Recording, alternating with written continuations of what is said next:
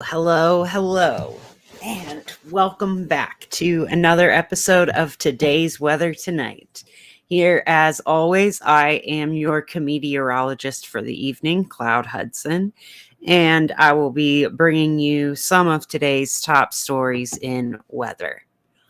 Let's go ahead and start with our volcano update. There we go. Let's see. Still in, let's see.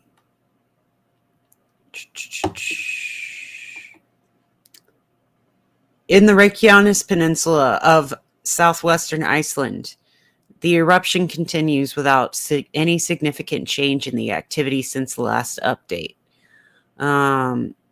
Constant incandescent juvenile and molten pyroclasts feeding the open lava flow towards the south.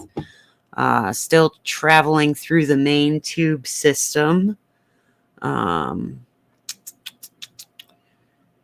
lava has thickened along the protective barriers to the east of Grindavik over the past few days. The images illustrate the variation in lava width between April 18th and April 23rd. Let's see.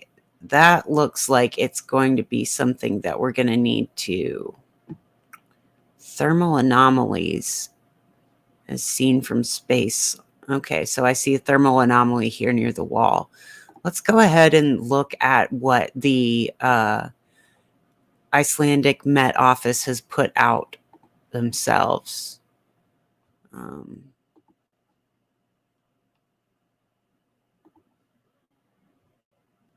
That's not, I don't think, well, that's an interesting one.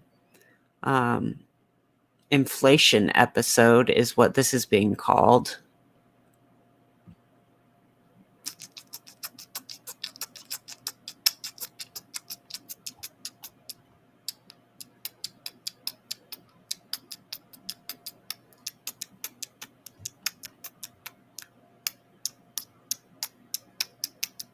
Ground uplift in Svartsengi continues at a steady rate. That's not what we were looking at that other site, though. Let's go back. The images illustrate the variation in lava width between April 18th and April 23rd. I want to see that. Okay. Thickening of lava flow along the defense wall. Okay, you can see that. You can kind of see how it's building up there along the east of town. Okay, that makes sense. That's this little area that's rising and falling. That is the thickening. So at the borders of Grindavik, the lava wall is thickening up between the 18th and 23rd. The lower images are from Almannavarnirs. Almannavarnirs webcam atop Hagafell, facing south. Okay. So, looks the same. Mount Ibu and Dacono still going strong. Looks like we've still got our eruption in Ruang looking good. That's our active volcanoes. Lewitobi still putting off some impressive ash clouds. Let's see. Yeah, 33 in active eruption. Let's turn now to look at our earthquakes. As we can see, there is, this is just one day of quakes over Taiwan. And you can see that the quakes have maybe slowed down a little bit, but not much. There are still constant, near constant. Let's look. 5.5 at, I mean, these are, oh, hold on. Let's back out. go back to just one day. There we go. Still a massive amount of quakes over here. Let's turn the rings down and the shells off and zoom in, and we can see right where these flags are on top of. Turn these down all the way.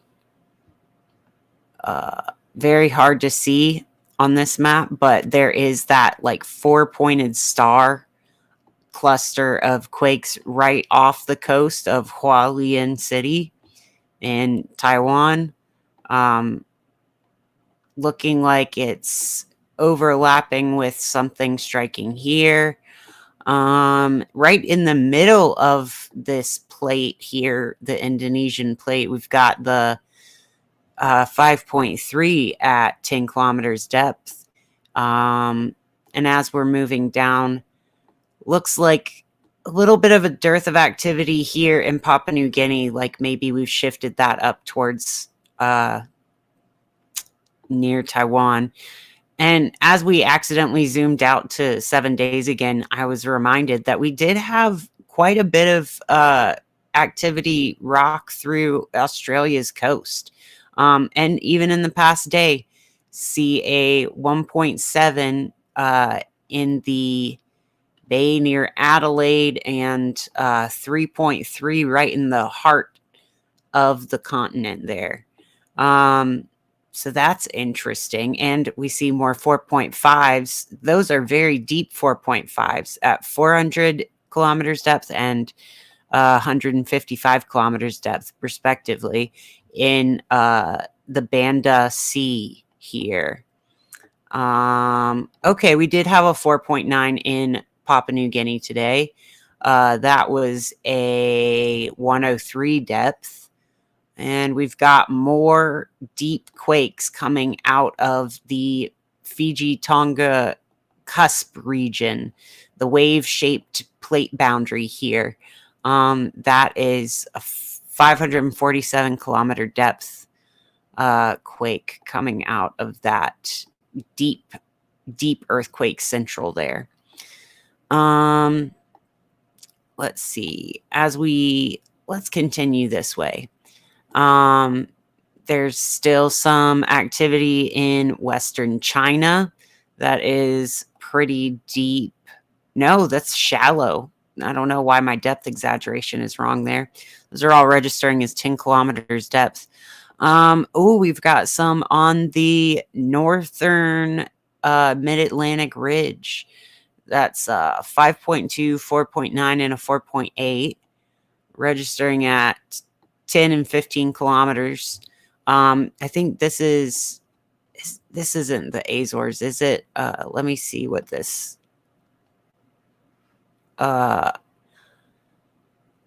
Lajes das Flores.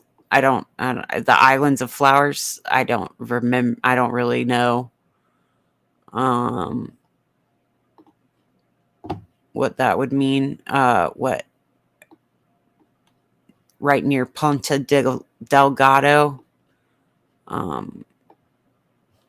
That's not the Azores. I don't know where. Let's see. Okay, I'm looking at a different map than you guys are right now. Sorry. Yeah, some 5.0s out here in the Mid-Atlantic Ridge. I wonder if any of that tectonic activity is going to translate into Iceland or the North Pole again. This might have been from two directions of Asia and North America, transferring a lot of momentum. This is a good side view where you can see these discrete stacks of quakes. I don't know if this is showing right on the screen that you guys are seeing. Hold on. Trying to see United States from the side, kind of. Okay. There's a stack of quakes here, centered on northern New Jersey. There's a stack south of San Antonio. That is going to be some deep and some shallow. And then there are several discrete stacks of earthquakes out west. Let me see. Is this showing? It's kind of on the left side of your screen. Sorry that I can't get this centered very well. Oh, there was a 4.5 at the North Pole today. Interesting. No, that's the old one from the 19th. Okay, here. We're going to look at, there's this big cluster of earthquakes up here in Alaska that goes all the way through this middle passage. There's the clusters of quakes near the US-Canada border. There's also these okay, it's so hard to see. Let's take some of these off. Let's look at 2s and greater. It's so hard when those minor tremor quakes are just constantly happening all the time out there. Let's see, a little ring, a bit of a ripple into the San Diego, Los Angeles area. Let's see. I guess these are even further south. Are these registering in just on the Tijuana side of the border, some of those. So right on the border of Mexico and California, we've got some earthquakes. We've also got some up here further into, like, as far north in Southern California as Coso Junction. So really around the LA basin, we're looking at a lot of quakes. I think this is the most recent one, this 1.2. No, that's a different recent quake. I don't know who just came online, which one just dinged the bell. But, oh, it was, don't know. Still got quakes all over the Midwest as well. 5.5 here in Panama. That is at 10 kilometers depth. Oh, and we've got some out here on the East Argentinian rise. That's West Chile rise. I'm sorry. What do I call it? The East Argentinian. It's not even east of Argentina. It's west. The West Chile rise. Sorry. West Chile rise seeing 4.5 and a 4.4 out here. Yeah. Let's see. Interesting. Lots of activity in our usual hotspots and some in places that we're not used to seeing. Like, for instance, this 3.3 in Australia, just South Australia, just the middle of nowhere. But yeah, the one near Adelaide, I guess that's the Spencer Gulf. But yeah, the Tonga Islands always pretty active here. No different right now. Had a 4.3 here in New Zealand as well. Didn't see anything on the Aleutians. Didn't see anything in the Hawaiian Islands today. Might be missing some in the, wonder if Eastern China or Andaman Islands in India is going to get anything, or like if this Sulawesi area is going to shift some of this. I also wonder if we're going to see more Middle Eastern quakes, more Southwest Asia quakes soon, perhaps. I don't know. I'm just saying I don't know if we're going to see that. I'm not saying that we will see that. I'm just curious. Let's go ahead and take a look at our atmosphere. Today we saw some storms move through the Rust Belt area. We saw precipitation from everywhere from Maine to Texas today, but very wildly different stages of relationship to the trough, to the upper level. Like, for instance, this is where our surface fronts are, but let's go look at an upper level wind plot real quick. Do I have an upper level wind on the HER? Or is that? Yeah. This is just showing magnitude.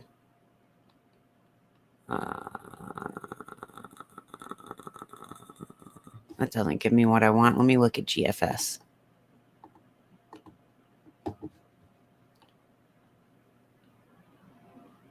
Look at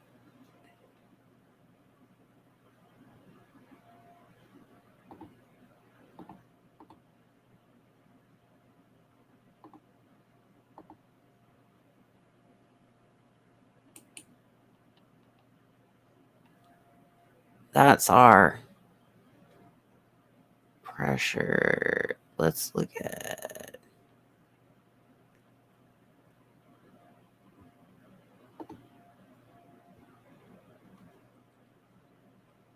there's our 700 millibar winds. Our 850 millibar winds. And these are our 500 millibar winds. So,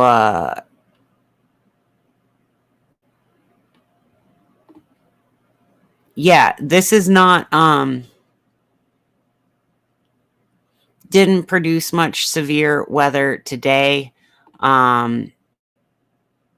We had some risks of hail. There were threats of potential severe weather, but it didn't really pan out too well. Let's see. As this moves through, what's setting up in the west is poised to collapse in on itself and give us another wave break. Remember that severe weather happens when the atmosphere looks like those crashing waves. When we make those larger scale wave crashing things. So we need to siphon up some of that southern air mass so that it can crash back in on itself. Like a wave needs to suck back up the water in order to crash in the ocean.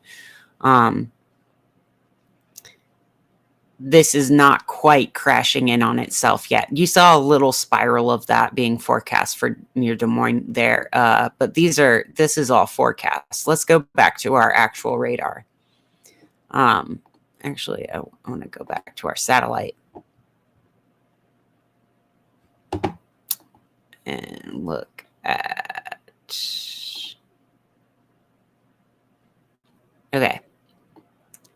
So like here, this has a little bit more rotation, but since the ground is all mountainy, it's getting torn up and not able to organize very well. But once it gets into the plains, it might get its act together. And then this front that's sweeping through is pretty much just acting like a cold front type of moisture boundary. And there's lots of air from all directions. On the back of the front, there's lots of nice perpendicular to the front airflow. So we're not spinning up much here. I mean, maybe around Milwaukee, Chicago, there's a little rotation trying to happen, but that's miles from, that's hours away from where we're seeing any type of convection. So we've just got the convection separated from our centers of rotation, which is good. It's calm. Let's now look. We're going to go back to looking at, close all my tabs here. Um, oh, this is some CCTV footage of the damage in Hualien City in Taiwan. There was a building collapse there, unfortunately. So they've been undergoing, not only have they had the 2 6s, but had repeated aftershocks of 4s and 5s. So this is kind of like when earlier in the year, Kyrgyzstan had a series of pretty strong aftershocks. That is what's going on right now. Also, other headlines tonight: Indonesian volcanic eruptions cause grave concern as they reach this atmosphere's second level. Now, I believe they're going to talk about the stratosphere. Is that? Oh, uh, concerned about how high gases could reach. Okay, are we? Oh, we have to click through all the pictures to read it. Um, um, the gases have reached the atmosphere's second layer. I bet they're talking about the stratosphere. The height of the gas could cause dramatic weather shifts in the area. 65,000 feet into the air. Yeah, this is 25,000 feet higher than planes would fly. So, connecting the stratosphere with this volcanic ejecta. Now, that acts as sunscreen, basically, and will cause cooling in the area. You see this? Uh, could have negative effects on climate by causing massive weather events. Okay, they're not saying, yeah, yeah, they are talking about. I knew they'd get to it eventually. Residents evacuated. Are they going to talk about the actual atmospheric level, or are they just going to pussyfoot around this? Minimal blah blah blah. Okay, they're not going to actually talk about what they're talking about. I hate articles like this that make you um, click through to read it.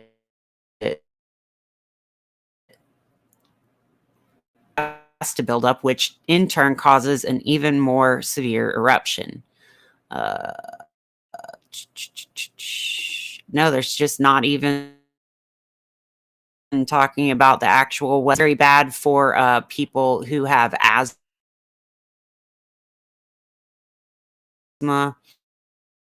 And oh, this is a great picture of volcanic lightning.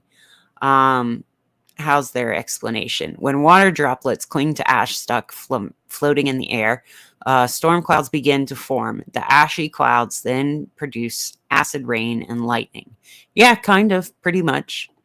Um, they're not talking about. I've given a better description on this channel of how the really dry convection can build up static electricity better. So these clouds are better at conducting static electricity and charge separation than more moist air. But like these are clouds not caused by just condensation, but also from being made of shit. So uh, let's go to look at our um, Schumann resonances for today.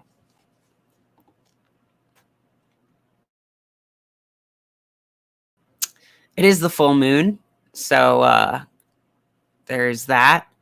Okay, so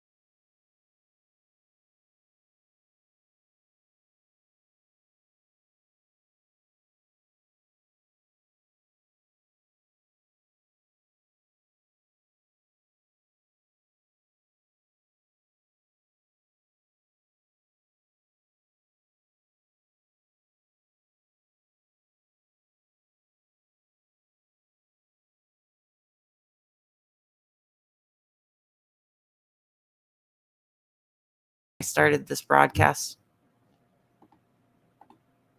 Are you fucking kidding me? How long has my stream not been up? I just went back to Talk Studio and I've been talking to an empty screen for who knows how long. That's lovely. That's lovely. Nobody even saw any. I hope that people saw that. Man, that just goes to show you things. Okay, it's a Mercury day and a Mercury hour. At least I finally figured out that my camera was off for a second. I don't know why Talk Studios sometimes all of a sudden doesn't have my thing on stream. It might have been when the spectrogram was going. I don't know. Anyway, Mercury's in retrograde and it's a Mercury day and a Mercury hour, so at least I have that to blame it on. We have today's full moon happening. That happened yesterday's full moon, I should say, because it's the 24th now. It was a Mars day. We had that full moon happening in Taurus and Scorpio. The moon in Scorpio is in its detriment and or in its fall, I should say, but that's just because it's exalted in Taurus, and we've got to have the sun in Taurus. There's got to be a moon where a lunation where the sun is in Taurus and the moon is in Scorpio. So we had the Scorpio full moon today, last night, yesterday. That was square to Pluto in Aquarius. So this Pluto in Aquarius squared our full moon, making us feel a lot of tension in the fixed sign realm, especially if you're in early degree fixed sign placements. And if you're in late degree fixed sign placements, you've probably had an aspect to this 22 degrees Jupiter and Uranus conjunction. So have fun with all that. We're moving right along to getting Venus into Taurus, which will be better. Because right now we've got Moon in Scorpio, which is not happy, and Venus in Aries, which is also not quite as happy, but they have their own roles. I think this is challenging us to let go of possessiveness, thinking about what we're clinging to, what wounds are we like hiding in secret and letting fester instead of cleaning them out, dragging them out to the light of day to be healed. What's coming up for you there when I talk about secret wounds, like what do we need to bring out into the light in order to heal it? A lot of that going on right now. So let's go. I'm going to go ahead and go to looking at our cards for our cosmic weather.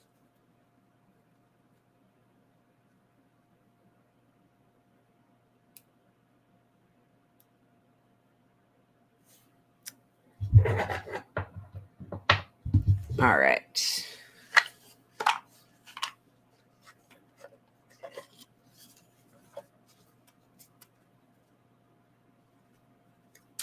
Cosmic weather is everything beyond the planets.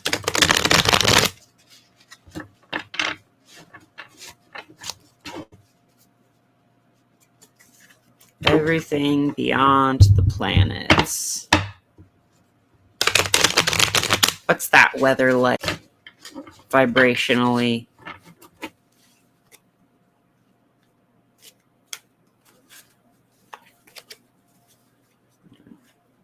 Give these a reverse shuffle because you can see if I just shuffle them the same way a couple times, they like to bend. So I do have to switch it up a little sometimes.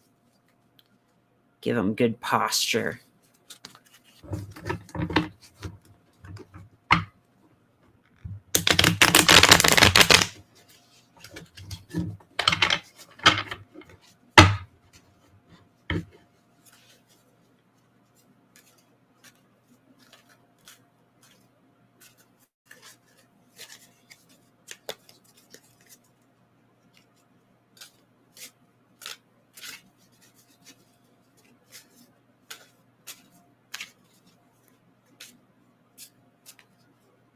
Cosmic weather. What's our tarot card for the cosmic weather reading for today? Full moon in Scorpio of 2024. Ace of Pentacles. Jumped out of the deck there. Ace of Pentacles meaning new things, new money, new not necessarily new money, but big money moves, making money moves, the energy of making money moves of like, this is a new thing, a brand new, complete change or new venture, new opportunity, probably some money coming in, lots of, I'm seeing like money seeming to come out of thin air. I mean, that's what it literally looks like. This is even though the Pentacles is the Earth suit, it does have this coming out of a cloud, raining money. It's kind of literally the most ungrounded, unpragmatic approach to material resources here. And yet sometimes it does seem to rain pennies from heaven. So that's the vibe I get from here. Every time it rains pennies from heaven. We also have some little, I always thought these looked like lily of the valley, little lilies, arch of flowers with mountains in the background.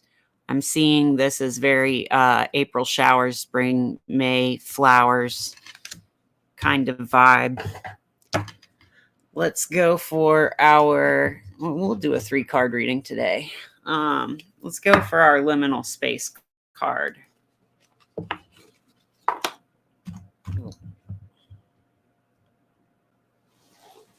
Okay.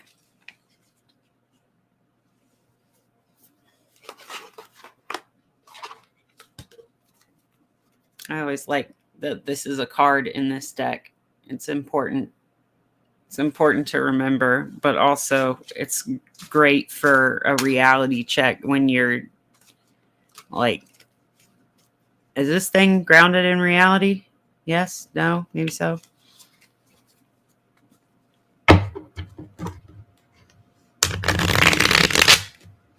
Oh, such a good sound.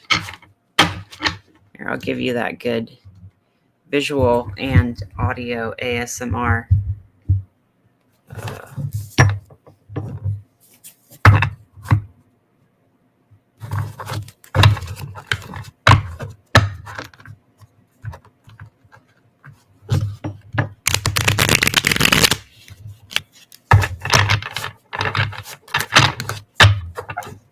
Good reminder on the bottom of the deck there, drink water.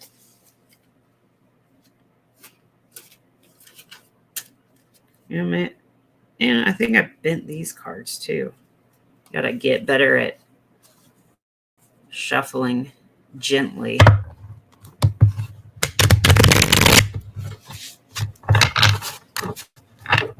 Okay.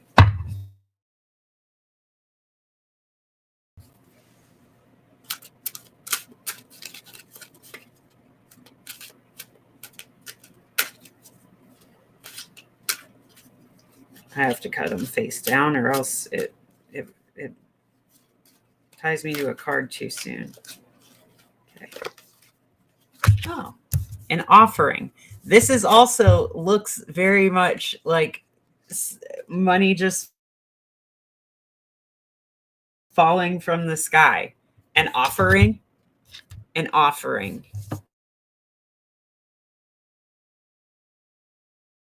Look, the Ace of Pentacles. Just some things coming from midair, just objects out of thin air. That is really cool. That is a really cool pairing. I'm gonna go back up here. Okay.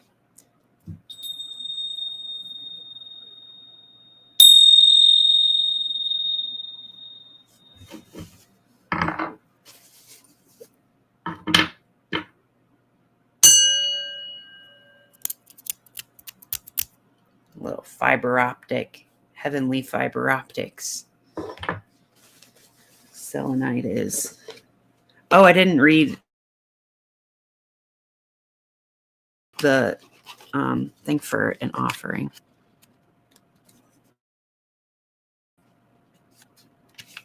If you're looking for a sign, this is it. That's what that one says for an offering.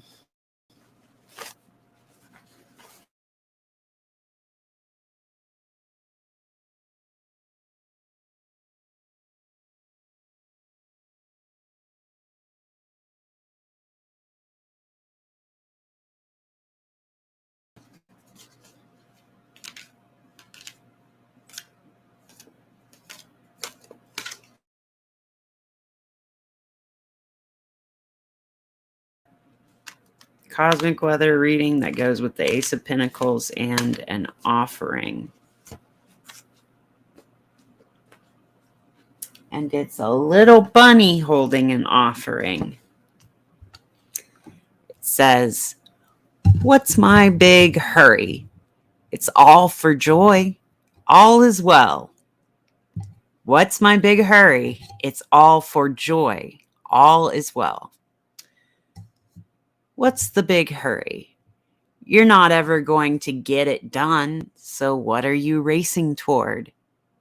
Every single activity that you're involved in is for one purpose only, and that is to give you a moment of joy. That's why it all exists. Lighten up, laugh more, appreciate more. All is well, says this card. So, that is really cute. I really like all three of these cards together. Look at that. Look at that. I mean, look how sweet that is. That's a very sweet little group of cards right there. This is generous. This is abundant. This is bountiful. Much.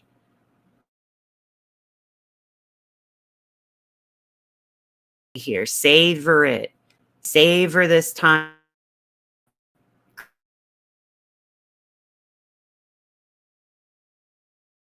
Great material here to sink your teeth into. So, enjoy your time. We're on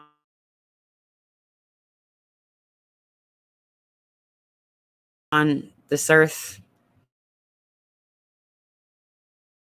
Blessings, and sometimes we're supposed to be the offering. And